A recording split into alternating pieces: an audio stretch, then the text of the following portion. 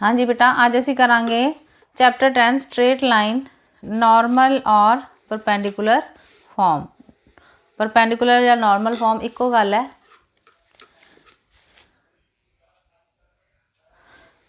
देखो बेटा, यह मान लो तुहाडे हो गए एक्सिस, एक्स एक्सिस, यह हो गया वाई एक्सिस। इत्थे आपां एक लाइन ड्रॉ की स्ट्रेट लाइन जिहड़ी कि एक्स एक्सिस नूं ए पॉइंट ते कट कर रही है और वाई एक्सिस नूं बी पॉइंट ते कट कर रही है, वाई एक्सिस नूं बी पॉइंट ते कट कर रही है। तो इत्थों की कीता आपां ओरिजिन तो एक इस लाइन के उत्ते परपेंडिकुलर ड्रॉ किया। ठीक है, इत्थों एक परपेंडिकुलर ड्रॉ किया, यानी कि यह वाला एंगल जिहड़ा तुहाडा वो है 90 डिग्री। ठीक है, यह एंगल 90 डिग्री है। ठीक है, यह याद रखना कि ओरिजिन तो ड्रॉ करना आपां। तो यह तुहाडी लेंथ होगी परपेंडिकुलर की लेंथ जी पी है। परपेंडिकुलर जोड़ा है, परपेंडिकुलर वाली जी लाइन है वो एक्स एक्सिस के नाल ओमेगा एंगल बना रही है। अगर यह एंगल ओमेगा है तो यह मतलब अंडरस्टूड हो गया कि यह एंगल हो गया तुहाडा 90 डिग्री माइनस ओमेगा, क्योंकि ट्रायंगल के तीनों एंगल्स का जोड़ जोड़ा वै 180 डिग्री होंदा। अगर यह 90 आ गया तो बाकी दोनों का जोड़ जोड़ा है वो भी 90 डिग्री होएगा। अगर यह ओमेगा है तो यह कितना होएगा 90 डिग्री माइनस ओमेगा। हुण इस लाइन के उपर आपां बेटा एक पॉइंट लिया पी जिहदे कोआर्डीनेट है एक्स वाई। इत्थों असीं एक परपेंडिकुलर ड्रॉ किया। ठीक है, पी एम परपेंडिकुलर असीं ड्रॉ किया। हुण परपेंडिकुलर ड्रॉ किया तो यह मतलब एंगल 90 डिग्री हो गया। हुण यह एंगल 90 डिग्री माइनस ओमेगा है तो यह मतलब यह वाला एंगल कितना हो गया फिर ओमेगा। एंगल कितना हो गया ओमेगा एंगल हो गया।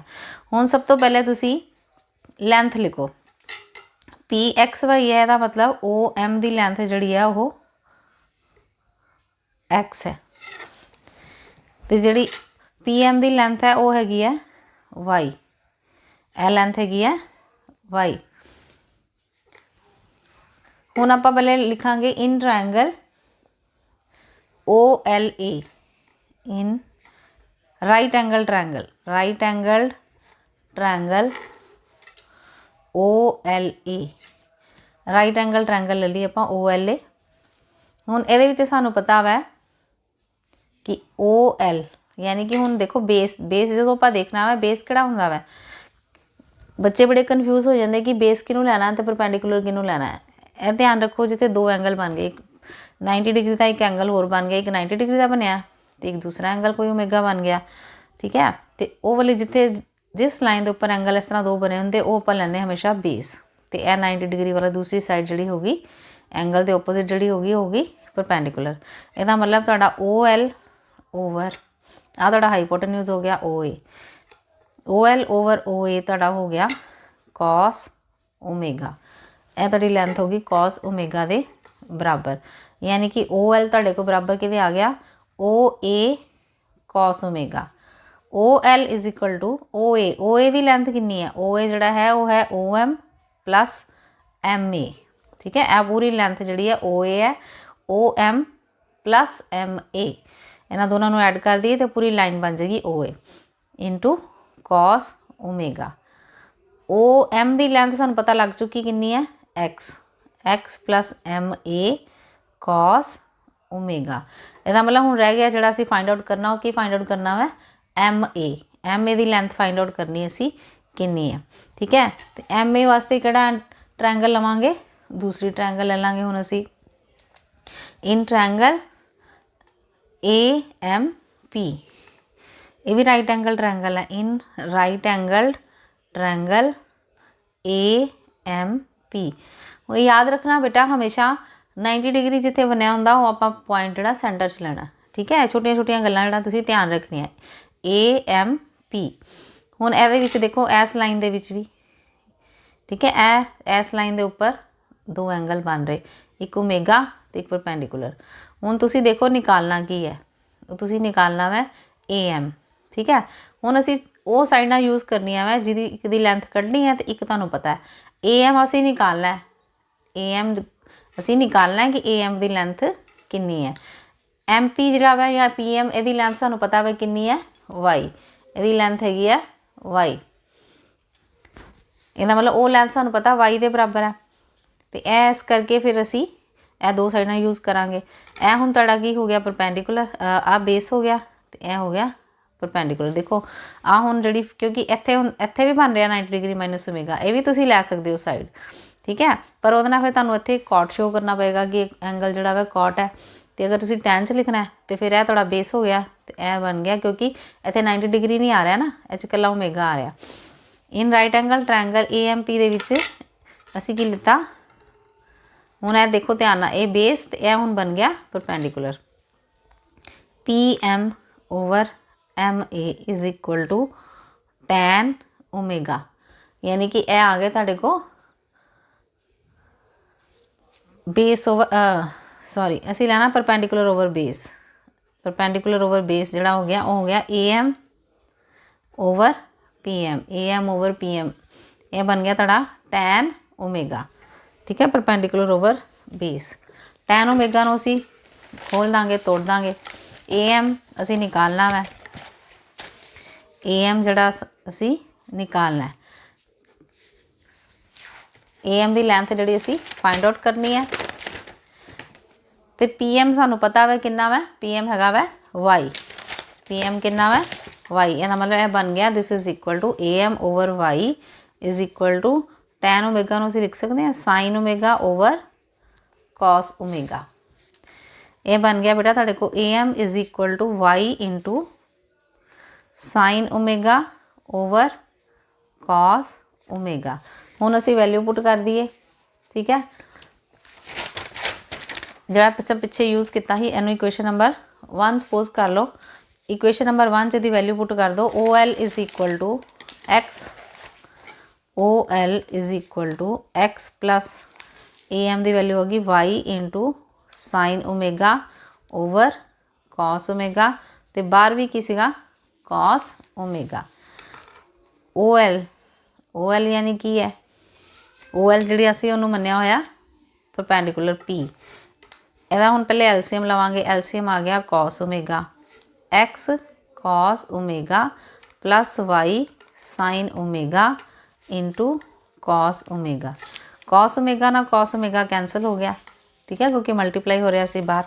OL ਦੀ ਲੈਂਥ ਜਿਹੜੀ ਉਹ P ਹੈ, ਪਰਪੈਂਡੀਕੂਲਰ ਇਹਦੀ ਲੈਂਥ ਅਸੀਂ ਮੰਨੀ ਹੋਈ ਹੈ P, ਉਹ ਤੁਹਾਡੇ ਕੋਲ ਆ ਗਿਆ x cos omega plus y sine omega. ਇਹ ਤੁਸੀਂ ਇਹ ਵੀ ਇਕੁਏਸ਼ਨ ਆਫ ਲਾਈਨ ਹੈ, equation of line in normal form is equal to x cos omega plus y sin omega, ठीक है।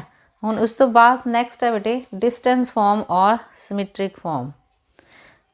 डिस्टेंस फॉर्म और सिमेट्रिक फॉर्म ਨੈਕਸਟ ਜਿਹੜਾ ਸੀ +2 ਦੇ ਵਿੱਚ ਤਕਰੀਬਨ ਬੇਟਾ ਇਹੀ ਇਕੁਏਸ਼ਨ ਚੂਜ਼ ਹੋਣੀ ਹੈ, डिस्टेंस फॉर्म और सिमेट्रिक फॉर्म।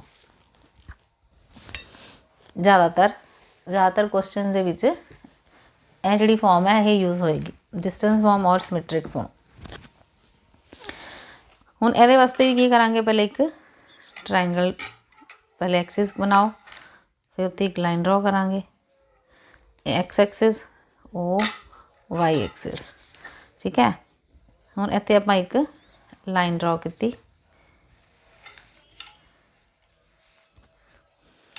इत्थे लिया असीं पॉइंट P एक्स वाई, इत्थों असीं परपेंडिकुलर ड्रॉ किया P M। ये जस्ट तुहानूं याद रखने वास्ते है,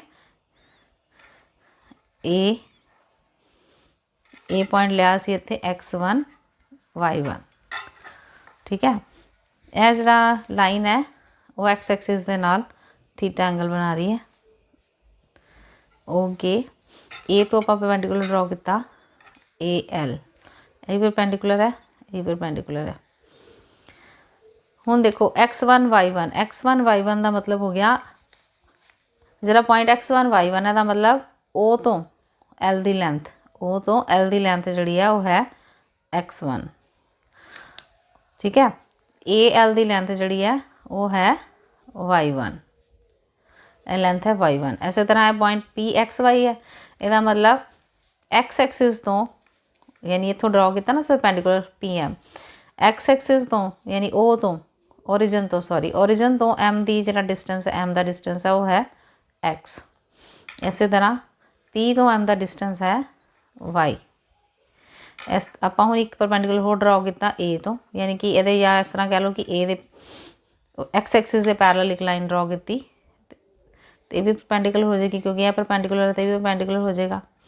आ एंगल हुण थीटा क्योंकि यह लाइन है पैरेलल है आ एंगल थीटा वा तो यह भी एंगल कितना हो जाएगा थीटा। ठीक है यह भी एंगल थीटा हो गया। हुण एल एम की लेंथ कितनी है एल एम की लेंथ क्योंकि टोटल लेंथ हैगी एक्स आ लेंथ हैगी x1 इनू ये माइनस कर देंगे वो बन गया x माइनस x1। अगर एल एम की लेंथ x माइनस x1 है तो मतलब ए एन अगर एन ले लीए ए एन की लेंथ भी कितनी है x माइनस x1। इस तरह पूरी लेंथ अगर लाइन की जी वाई है एनी लाइन जी है एन एम की लेंथ जी एनी लाइन जी है वो लेंथ कितनी है y1। ਇਹਦਾ मतलब अगर असी पी एन निकालना हो तो वह बन जाएगा वाई माइनस y1 यदि लेंथ है y minus y1। A P distance आप ले लेने कि आर डिस्टेंस है यानी हाइपोटेन्यूज जो आ वाला ए ट्रायंगल का हाइपोटेन्यूज यानी ए पी जी लेंथ है वो है आर।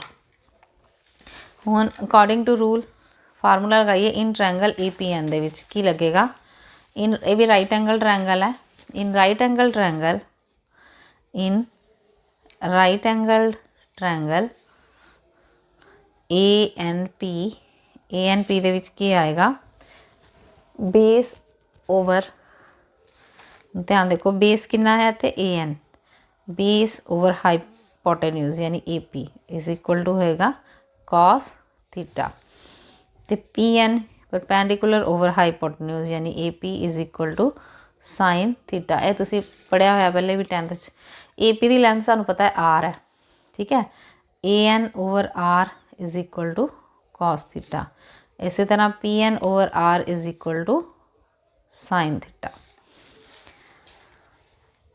ए एन की लेंथ बेटा आप मान ली सी कितनी है ए एन की लेंथ जी असी निकाली सी ए एन की लेंथ है एक्स माइनस x1 यानी कि यह आ गया x minus x1 over are is equal to cos theta. इस तरह पी एन की लेंथ है y minus y1 over are is equal to sine theta. तो अगर इन्होंने दोनों आर जो सेम है ना हाइपोटेन्यूज दोनों की लेंथ सेम है तो ये आप क्रॉस मल्टीप्लाई कर दिए x minus x1 over cos theta is equal to R तो y minus y1 over sine theta is equal to R दोनों आर के बराबर है। ये तो मतलब की होया कि अगर ये दोनों आर के बराबर है इनू अगर असी क्वेश्चन नंबर 1 मान लीए इनू 2 मान लीए तो फ्रॉम इक्वेशन 1 एंड 2 है रूल है बेटा अगर लैफ्ट राइट बराबर आ जाते साइड से तो मतलब एक साइड जी है लैफ्ट वाली यदि भी बराबर है यदि भी लैफ्ट जी साइड है वो बराबर है तो मतलब राइट साइड भी की हो जाएगी बराबर हो जाएगी x minus x1 over cos theta is equal to y minus y1 over sine theta this is equal to R. तीनों इक्वेशन यानी कि तिन्हों की वैल्यू जी दोनों की वैल्यू जी आर के बराबर है। यह जोड़ा फॉर्म है कि फॉर्म है डिस्टेंस फॉर्म। ठीक है तो अगर असी इतों वैल्यूज़ निकालने हो तो फिर असी निकाल सकते हैं इतों अगर निकालीए तो x1 की वैल्यू या x की वैल्यू निकाल सकते हैं आप x minus x1 is equal to R cos theta and y minus y1 is equal to R sine theta यानी कि ये भी इस यूज़ कर सकते हैं x की वैल्यू की आ जाएगी x1 plus R cos theta तो y की वैल्यू आ जाएगी y1 plus are sine theta. ठीक है एक है वैल्यूज़ आ गई। हुण तुसी देखो नैक्सट देखो जो हुण तक आपां लाइनां दी इक्वेशन पढ़ी है उहदे अकॉर्डिंगली की है पहले आपां पढ़िया सी स्लोप इंटरसैप्ट फॉर्म पहले पढ़ी सी आपां स्लोप इंटरसैप्ट फॉर्म यानी आपां इक्वेशनस ऑफ लाइन्स जिहड़ियां याद रखनियां इक्वेशनस ऑफ लाइन्स हुण इह तो नाल ही पहले तुसीं एक होर कर लो 1 point form 1 point form 1 point form ਦੇ ਵਿੱਚ ਲਾਈਨ ਦੀ ਇਕੁਏਸ਼ਨ ਕੀ ਹੋਏਗੀ, ਇਸ ਵਿੱਚ ਲਾਈਨ ਦੀ ਇਕੁਏਸ਼ਨ ਹੈ, ਇਹਦੇ ਵਿੱਚ ਸਾਨੂੰ ਇੱਕ ਪੁਆਇੰਟ ਦਿੱਤਾ ਹੋਏਗਾ ਤੇ ਇੱਕ ਦਿੱਤੀ ਹੋਏਗੀ ਸਲੋਪ, ਠੀਕ ਹੈ। ਤੇ ਉੱਥੋਂ ਅਸੀਂ ਸਲੋਪ ਦੀ ਯਾਨੀ ਕਿ ਵੈਲਿਊ ਜਾਂ ਥੀਟਾ ਦਿੱਤਾ ਹੋਏਗਾ, ਕਿਉਂਕਿ ਟੈਨ ਥੀਟਾ ਜਿਹੜਾ ਹੈ, ਟੈਨ ਥੀਟਾ ਨੂੰ ਅਸੀਂ ਐਮ ਕਹਿੰਦੇ ਹਾਂ, ਐਮ ਜਿਹੜੀ ਕਿ ਸਲੋਪ ਹੈ। 1 ਪੁਆਇੰਟ ਫॉर्म ਅਸੀਂ ਉਹਨੂੰ ਬੋਲਦੇ ਹਾਂ। ਕਿ find the equation of the straight line passing through the point x1 y1 and making an angle theta with x axis, ठीक है। इस तरह के क्वेश्चन असीं करने हैं, ज़्यादातर इस तरह के क्वेश्चन भी आते हैं। Find the equation of the straight line passing through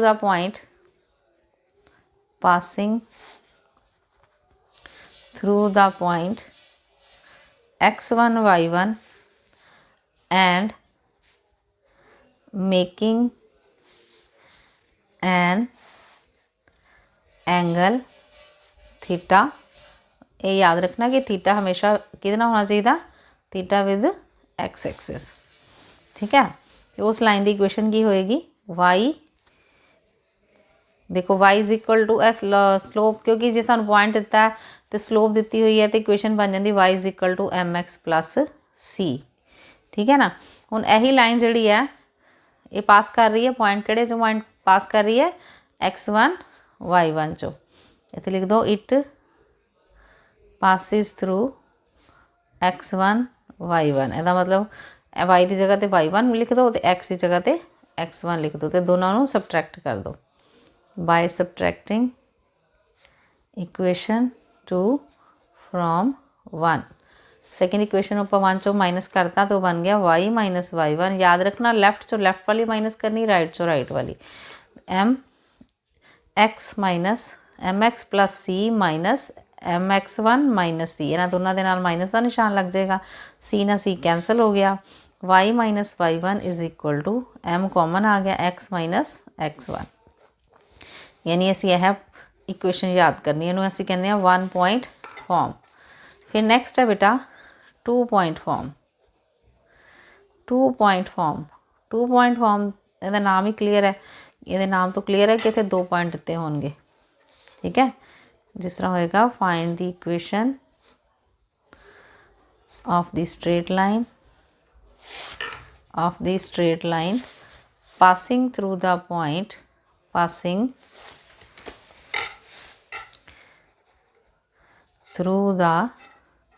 points x1 y1 and x2 y2। हुण सिर्फ सानू 2 पॉइंट दिते है, सानू इहदे विच थीटा यानी कि स्लोप नहीं पता, पर सानू पता है कि जो 2 पॉइंट दिते होन तो फिर स्लोप असीं किद्दां निकालनी है, m is equal to y2 minus y1 over x2 minus x1, यह स्लोप होंदी जांदी। फिर इक्वेशन उही फस्ट आही यूज़ होएगी, 1 पॉइंट वाली हुई, सिर्फ m की जगह पर असीं यह वाला फार्मूला यूज़ कर देंगे, ठीक है। Now equation of line is y minus y1 is equal to y2 minus y1 over x2 minus x1 into x minus x1, ठीक है। ये आ गई 2 पॉइंट फॉर्म। नैक्सट है बेटा, हुण एक बार आप रिवाइज कर लिए कि आपां किहड़ियां इक्वेशनस यानी कि आपां लाइन्स दियां कर चुके हैं, ठीक है। एक हैगी पहले, सब तो पहले की सी आपां slope intercept form, equation of the line in slope intercept form.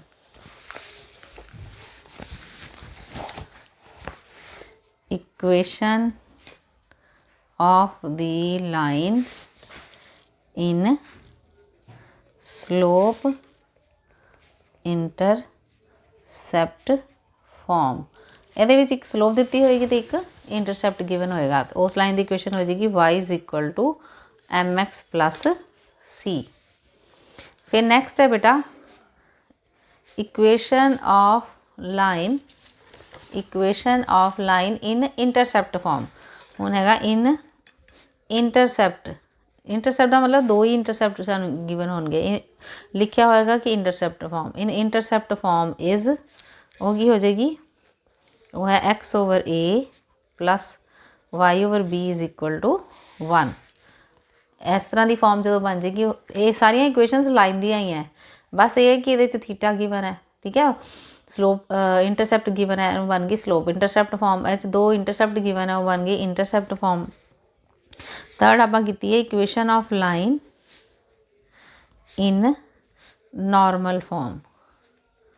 Normal form, normal form च लाइन की इक्वेशन की आ जाएगी जी हुणी आपां कीती सी, P is equal to x, P is equal to x cos omega plus y sine omega, ठीक है। फिर नैक्सट आपां कीती सी equation of line in distance form, in distance form. Equation of line in symmetric form और distance form. Equation of line इन, बस तुम ये इक्वेशनस याद कर लो, क्वेश्चन जो गिवन होएगा उन्होंने पढ़ लो कि किस तरीके ना दिता है, कि सानू गिवन है, तो वो अकॉर्डिंगली लाइन की इक्वेशन असी बना देनी। Equation of line in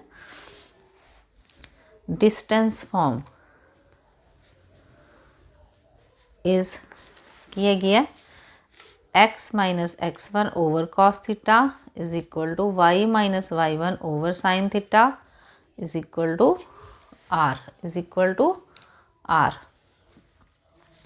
next है फिफ्थ इक्वेशन आपां कीती सी equation of line in 1 point form. 1 point form is y minus y1 is equal to m into x minus x1। यह होगी 1 पॉइंट फॉर्म, ये एक पॉइंट गिवन होएगा, नाल स्लोप गिवन होएगी। सिक्स्थ है बेटा equation of line in 2 point form. In 2 point form is y minus y1 is equal to y2 minus y1 over x2 minus x1 into x minus x1, ठीक है। यह 6 तरीके दियां इक्वेशनस ने, यह तुसीं याद करनी है। हुण नैक्सट है क्वेश्चन बेटा, आपां कोई भी इक्वेशन है रिड्यूस कर सकते हर एक फॉर्म दे विच। जिस तरह क्वेश्चन हैगा वै कि reduce the equation in slope intercept form. Equation सानू गिवन है reduce the equation in, reduce the equation in slope intercept form,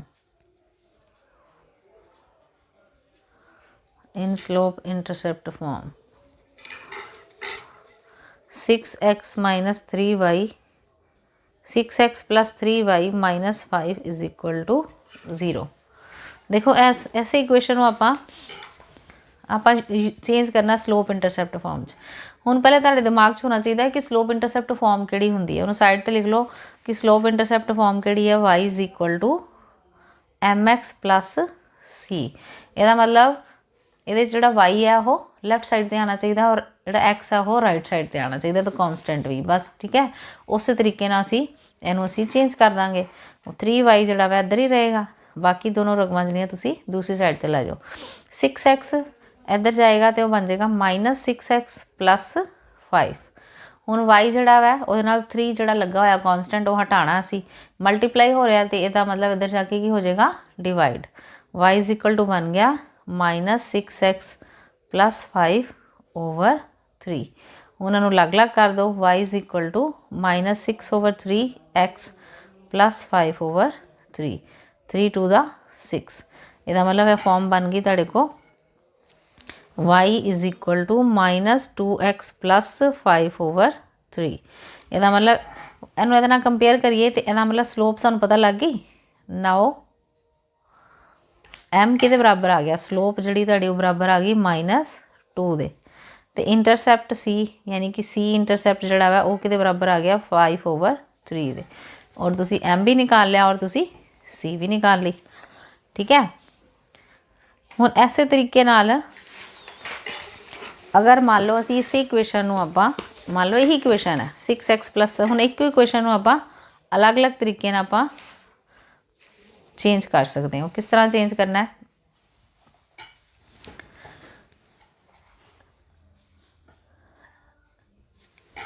आही इक्वेशन जी सी आप लिखी उन्होंने आप हूँ लिखते हैं intercept form 6x minus 3y plus 3y minus 5 is equal to 0। हूँ आप चेंज करना वै या change it in intercept form. Intercept form से चेंज करो, कई बार क्वेश्चन आ जाता है कि इंटरसैप्ट फॉर्म से चेंज करो और ये इंटरसैप्ट दसो की होंगे। ठीक है, इंटरसैप्ट फॉर्म से चेंज करने लिए की करना, पहले तो दिमाग 'च होना चाहिए कि इंटरसैप्ट फॉर्म किहड़ी हुंदी है, x over a plus y over b is equal to 1। बस दिमाग 'च बिठाओ कि किहड़ी इक्वेशन असीं यूज़ करनी, x over a plus y over b is equal to 1। इसदा मतलब पहले तो जिहड़ा कॉन्सटेंट है इहनूं दूसरी साइड ते लै जाओ, 6x plus 3y is equal to 5। ठीक है, हुण जिहड़ा कॉन्सटेंट 5 है उत्थे 5 नहीं होना चाहिए, की होना चाहिए 1 होना चाहिए। तो इनू 1 बनाने लिए असीं की करांगे, दोनों साइड्स से 5 ना डिवाइड कर दो, डिवाइडिंग बोथ साइड्स बाय 5 ना जो डिवाइड करता वो बन गया 6x ओवर 5। पिछले क्वेश्चन दसिया तुहानूं कि जो सारे का कट्ठा बटा हुंदा तो उन्होंने अलग अलग कर सकते हैं आप। 6 over 5x plus 3 over 5y is equal to 5 over 5 तो ये कैंसल हो गया, ये आ गया 1 कट के, इधर 1 बन गया। हुण प्रॉब्लम यह है कि x के नाल जिहड़ा 6 लगा उस x ना x कला x होना चाहिए, x का कोफिशिएंट 1 होना चाहिए, बाकी सारा कुछ बटे 'च जाना चाहिए। इसदा मतलब जिहड़ी इहदे नाल मल्टीप्लाई रकम जिहड़ी हो रही है वह 5 के नीचे चली जाएगी, क्योंकि नीचे वाला बटा हमेशा असीं ऊपर लै जन्ने हैं। ठीक है, तो इसका मतलब जो नाल मल्टीप्लाई हो रहा वो नीचे बटा बन जाएगा, वो बन जाएगा 5 ओवर 6। इस तरह y इज ओवर की आ जाएगा 5 ओवर 3 इज इक्वल टू 1। उन्होंने कंपेयर करो तो इत्थे a की वैल्यू कितनी आ गई, here a is equal to यानी 5 ओवर 6 आ गया और b की वैल्यू आ गई 5 ओवर 3। b की वैल्यू कितनी आ गई 5 ओवर 3। हुण ऐसे ही क्वेश्चन नूं फिर आपां बनाइए, हुण reduce it in normal form. Normal form च आपां नूं चेंज करना, नॉर्मल फॉर्म। ठीक है, नॉर्मल फॉर्म च असीं चेंज करना है तो वो की आ जाएगा,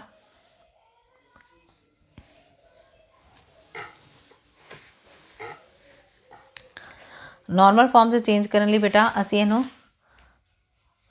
डिवाइड करांगे,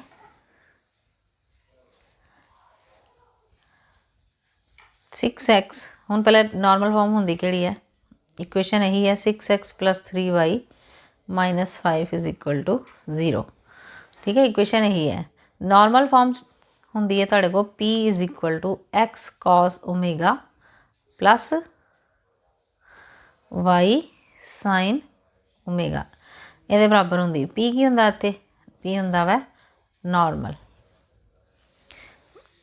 ये असीं की करना बेटे, पहले तो आपां कॉन्सटेंट एक साइड पर लै जाना, 6x plus 3y is equal to 5 आ गया।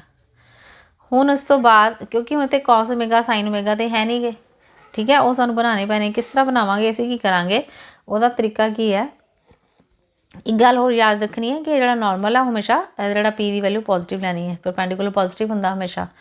अगर बाई चांस प्लस 5 भी होंदा तो उधर असी -5 बन के आना ही, तो फिर माइनस ना पहले डिवाइड करना सी, तो उन्होंने पॉजिटिव बनाना पहले। पहली गल तो याद रखनी कि हमेशा रकम जी है पॉजिटिव होनी चाहिए। हुण इहनूं डिवाइड कर दो, dividing both sides by square root of x का कोफिशिएंट की है 6 का स्केयर प्लस y का कोफिशिएंट 3 का स्केयर, यानी कि दोनों साइडों पर आपां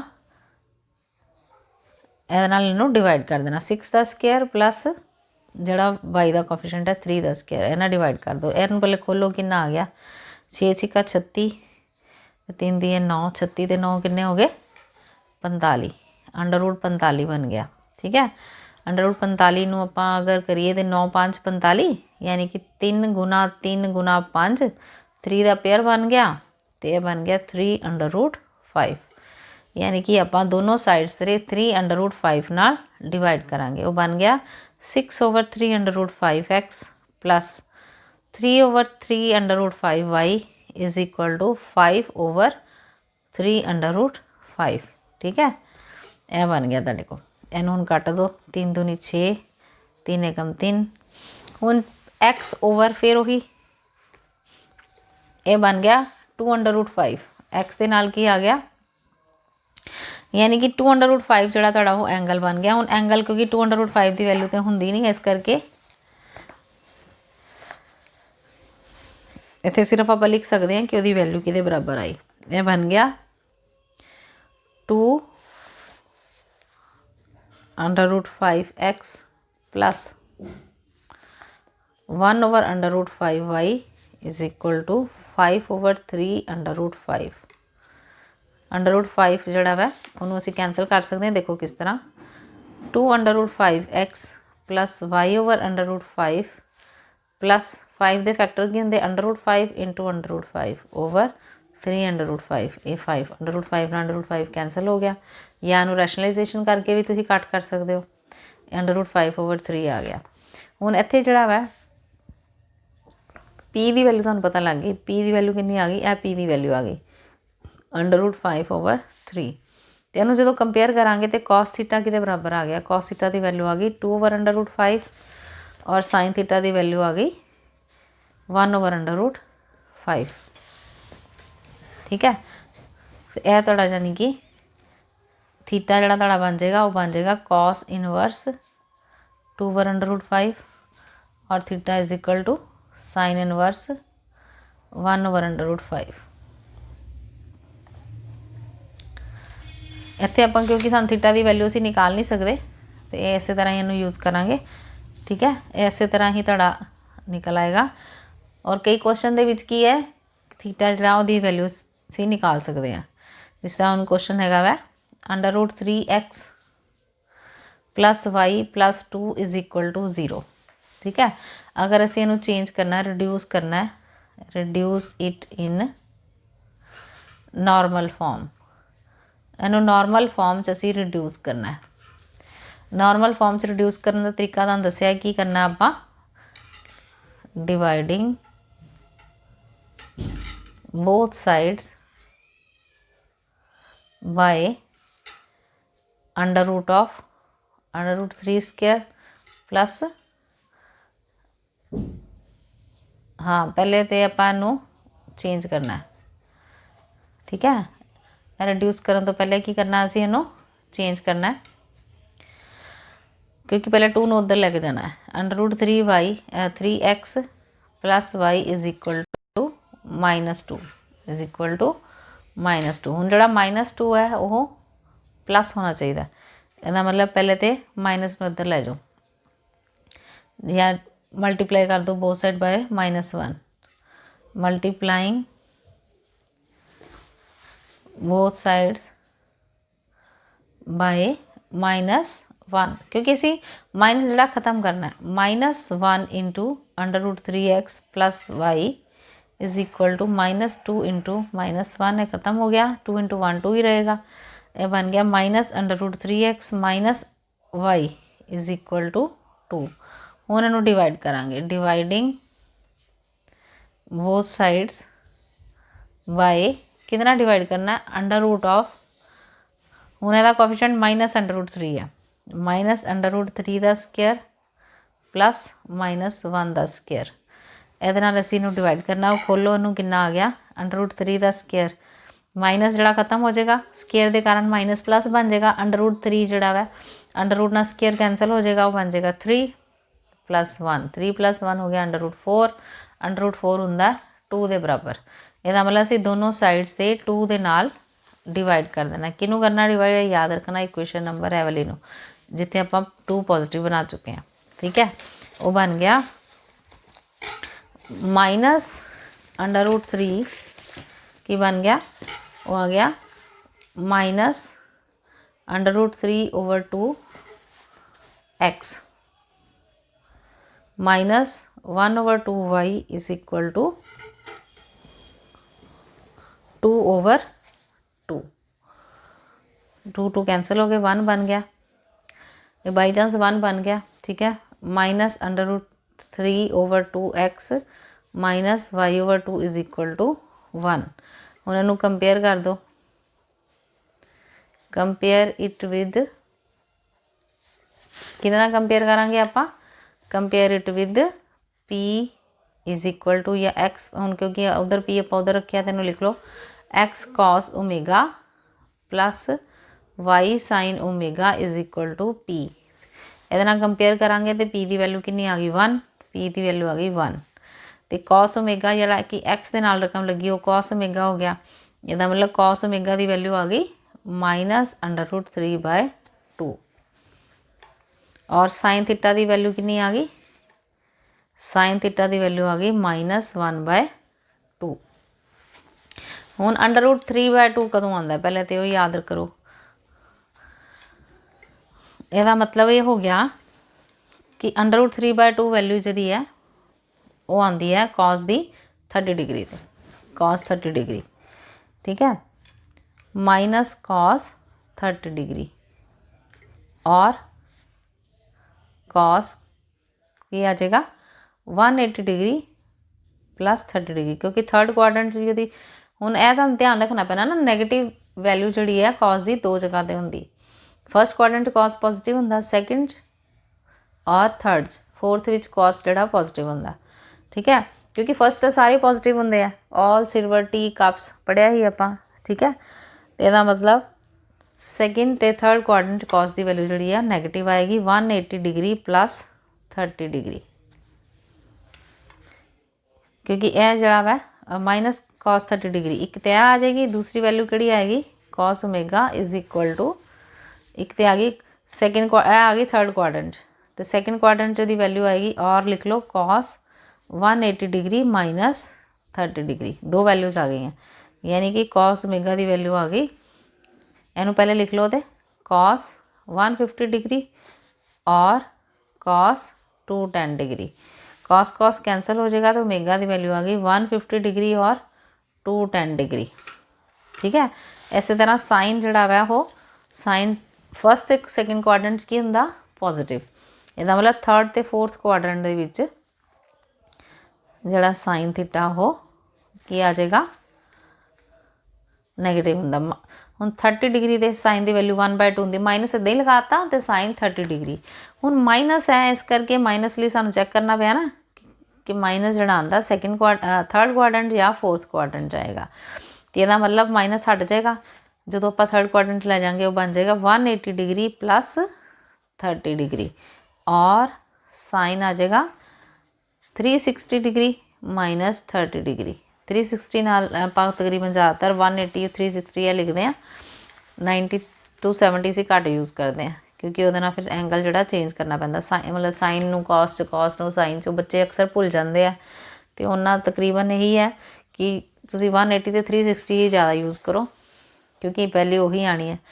180 प्लस 30 बन गया साइन 210 डिग्री और यह बन गया 300 साइन 300 साइन लिख लेना आगे साइन 330 डिग्री, साइन ना साइन कैंसल हो जाएगा, थीटा की वैल्यू आ गई 210 डिग्री और 330 डिग्री। तो हुण जी कॉमन वैल्यू वो किहड़ी है 210 इधर भी आ रहा तो इधर भी आ रहा, मतलब ओमेगा की वैल्यू आ गई 210 डिग्री, ये आ जाएगा तुहाडा आंसर, ठीक है।